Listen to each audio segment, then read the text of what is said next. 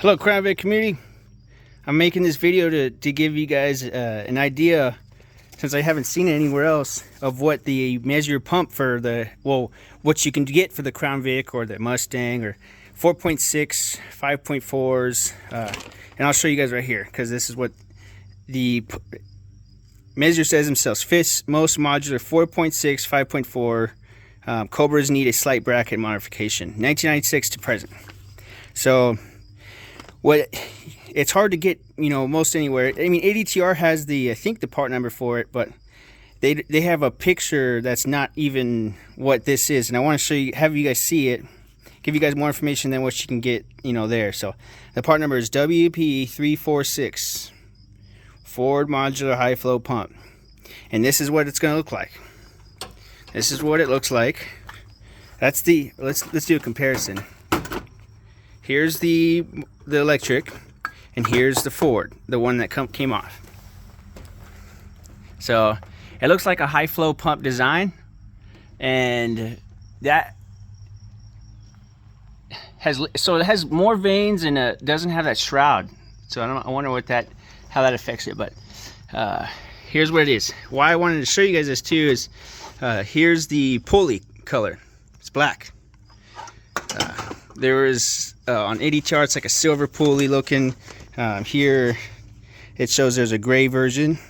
That would have been kind of cool to get a gray one, but there's the black one, and it is a bit heavier than the one that you pull out. So that it adds weight that way, and I'm gonna see how it affects. But just to give you guys some tips, don't start the job without a giant pry bar.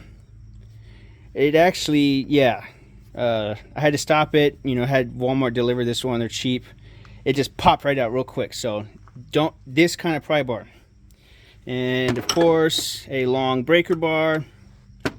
It's cool. Harbor Freight has a ratcheting version like I'm using, so you can tighten and loosen the nuts. And it uses a 13 mil. You don't have to have a deep socket. So just to get it spaced right.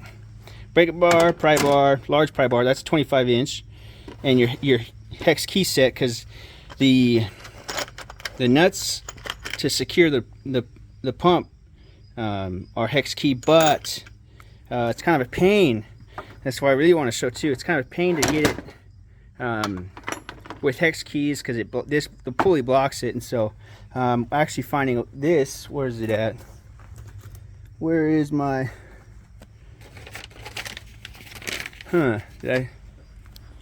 sorry guys, I'm talking and trying to show. Anyways, here's what you should be trying to use. It's Torx bit will work in there too, and I'm using the 40. I think the 40 works in there hard, but Torx bit in that range, 40-45, I can't remember now. I can't find the dang screwdriver. I'm using a handled screwdriver, or you can use maybe something like this, so you can get a long extension and then the bit itself to get past it, and then you can work it much better to get it on. I had to take it back off to actually get this thing working. So that's, man, where's that screwdriver? Anyways, so I wanted you guys to see that. Of course, you're gonna want to. It's kind of cool. It comes with the wiring, so you can just get one of these relays, and the colors they have on here match up to that. Pretty sweet. And then so I have it ran, switch wire ran up, and this is going to be like a junction box. So this is the junction box for the water pump, and then I'll have it for the high beams, low beams, maybe the horn too. Have that on a separate power circuit. So okay, I'm gonna try to install this thing, and I'll let you guys get an update on that too. But I just want you guys to get this information. Oh yeah, you want I'm using brake lubricant for the O-ring, and I accidentally ripped the one that came on here. But man, Ford has some great rubber. All the rubber I pulled off this car, off this 2008, has still been great. So I pulled it off the water pump, so it's still perfect. And then you just apply a little silicone lubricant, dielectric grease, whatever, and then brake parts cleaner. So here's what it looks like on the inside. Maybe I can get you. I'm gonna try to change the white balance. There we go. Okay, there's the interior. It's kind of got this weird red pitting, not pitting, but some rust or whatever. But I just pulled it off and let the thing drain, and I'm gonna fill it up by pulling that off. So, anyways, you know, just it says use your brake parts cleaner to clean in there, and anyways, so anyway, I want this to help. Let you guys know, just get you guys a heads up what it looks like, what can be done. I got it off Jegs. I highly recommend Jegs, and if you find the part cheaper anywhere else, you can just call them or put the website. It'll let you they'll match any website, and then they have like coupons a lot. And if you're a veteran too, you can send them your, email them, but talk to them first to send in your information, and they'll. I think you have to be 100% retired though. Yeah, you get 10% off there though. I got like almost $80 off the part from MSRP, so because they already, they was matching off of Amazon. So anyways, I'm sure that helps. Bye guys.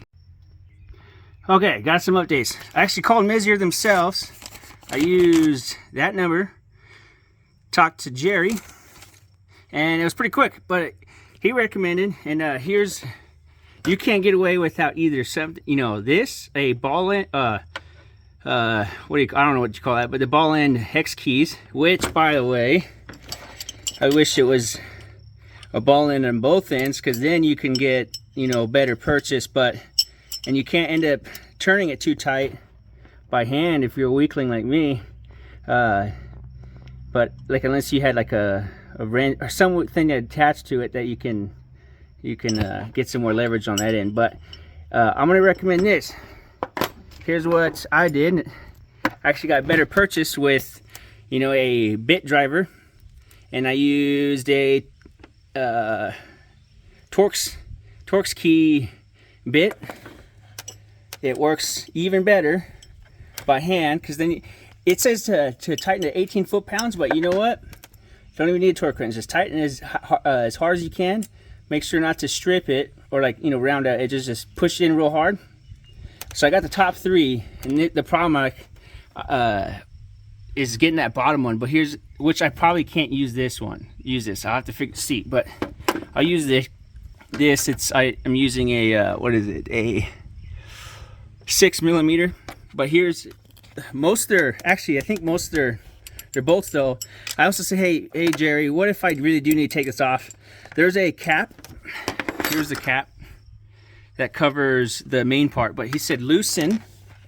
These are 1/8 inch hex keys. Loosen those, don't take them out. Loosen, and then inside is a 3/8 key. You break that off, and then you can take the pulley off. There's other nuts in behind this. Don't take those off. That'll get you in the internals, and you don't want to do that. So just do that, and then you can, which I honestly just suggest doing from the beginning, because then you know for sure. And it's a pain. You gotta reach with both hands to get that nut in there and tighten. So the bottom one. So I just recommend doing the taking this off, which I might have to. I might show you guys. So we'll see. But letting you guys know, that's what Jerry said. That's how you take off the pulley. All right, I got it all set up, and I'm gonna tell you right now, here's all you need. A bit driver with Torx bit, or if you have the actual hex key bit, that'll be better, but Torx works. And I was able to get it tighter than I could with the ball flanged hex key. So I'm telling you right now, so you want this, and of course follow instructions. A relay, it'll tell you exactly, the distribution if you choose. But yeah, and then I filled it up through here to get most of it taken care of, and then I topped off that. So I'm gonna run it, and oh yeah, here. So in this, I routed it's easy to know how to orient this, because the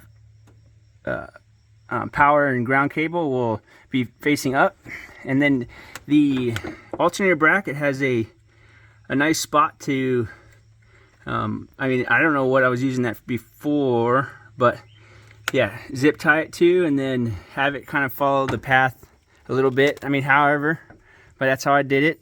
And then I have it following back down to the engine ground, kind of zip tied to it, and then to this relay. Where is that? Yep, see the, and the relay is then grounded.